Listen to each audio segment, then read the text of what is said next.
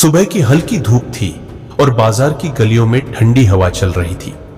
एक पतली सी महिला पीले हल्के खाकी रंग की साड़ी में धीमे धीमे कदम बढ़ाते हुए भीड़ में घुलने की कोशिश कर रही थी।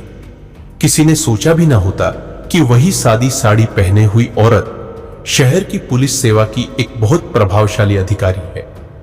एसपी काव्या शर्मा अपने आप को बिल्कुल आम रूप में ढालकर बाजार आई थी ताकि कोई उन्हें पहचान ना ले। उनका मन कुछ पुरानी खुशियों को तन्हा महसूस करना चाहता था। बचपन के वे स्वाद जिन्हें वर्षों की व्यस्तता ने छीन लिया था, आज फिर से चखने की तृष्णा उनके अंदर उभर आई थी। कुछ दूर आगे एक छोटे से ठेले पर जीरा भुना नारियल के साथ गोलगप्पे का स्टॉल दिखा। उसके पास एक झुर्रियों भरा लगभग 50 साल का पतला बादामी चेहरा वाला बाबा बैठा कड़वे अनुभवों के साथ ठेला संभाले हुए था।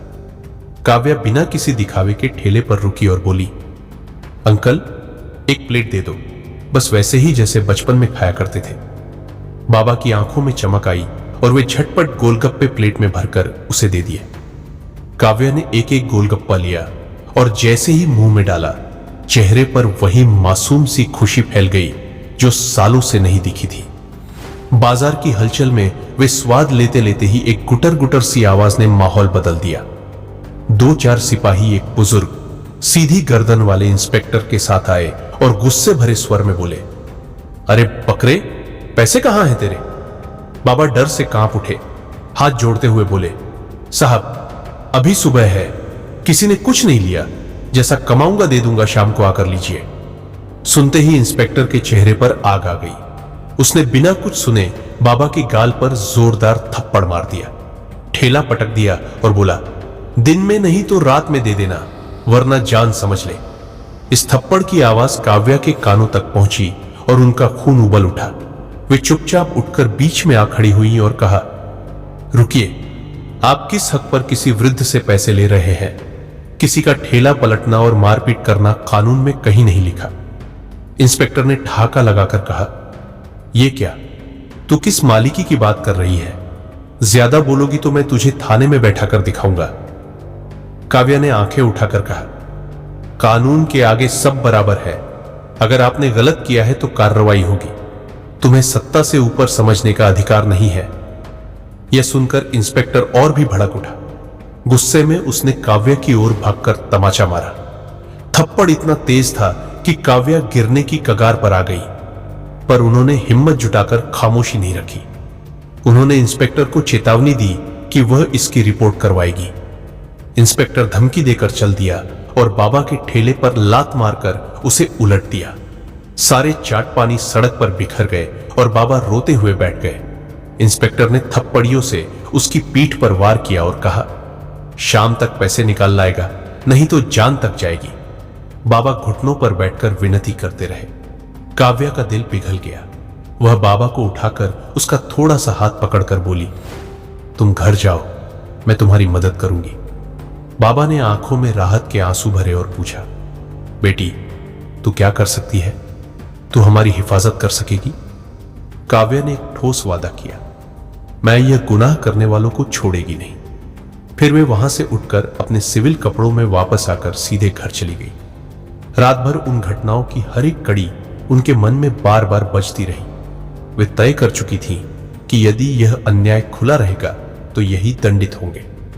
अगले ही दिन काव्या ने बिना किसी औपचारिकता के थाने के अंदर जाकर शिकायत दर्ज कराने का प्रयास किया।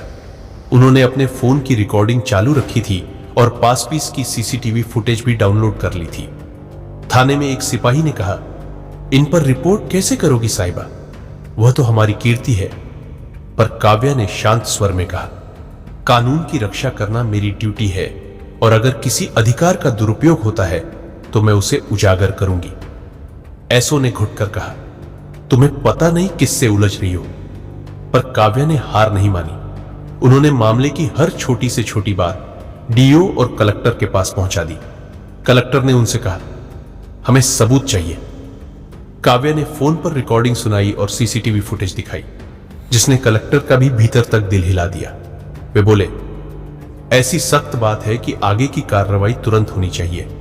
इसलिए अगले दिन एक प्रेस कॉन्फ्रेंस का आयोजन किया गया। हॉल में शहर के तमाम अधिकारी, नेता और मीडिया मौजूद थे। जब काव्या ने सार्वजनिक रूप से कहा कि उनके पास ठोस सबूत है, तो स्क्रीन पर वही वीडियो दिखाई गई जिसमें स्पष्ट दिखाई दे रहा था कि इंस्पेक्टर ने वृद्ध विक्रेता पर हाथ उठाया, ठेला गिराया और सिपाही ने शिकायत दर्ज करने से इनकार किया था। वीडियो और ऑडियो सुनते ही हॉल में चीख सी उठी। नेता और जन समर्थक भड़क उठे। कलेक्टर ने कठोर आदेश देते हुए कहा, इंस्पेक्टर सोमेश और सब इंस्पेक्टर राजीव को तत्काल प्रभाव से निलंबित किया जाता है तथा विभागीय जांच शुरू की जाएगी। हॉल तालियों से गूंज उठा और मीडिया की लाइटें चमक उठी। कुछ वरिष्ठ नेताओं ने काव्या की हिम्मत की तारीफ की और कहा, ऐसी ईमानदार अफसर ही जनता के विश्वास को बनाए रख सकती है। बाद में शहर के मुख्य चौक पर एक छोटी भीड़ आई और ठेले वाले बाबा को स्वास्थ्य सहायता मिली। उसे नई प्लेटें और कुछ पैसे दिए गए ताकि वह फिर से अपना धंधा शुरू कर सके।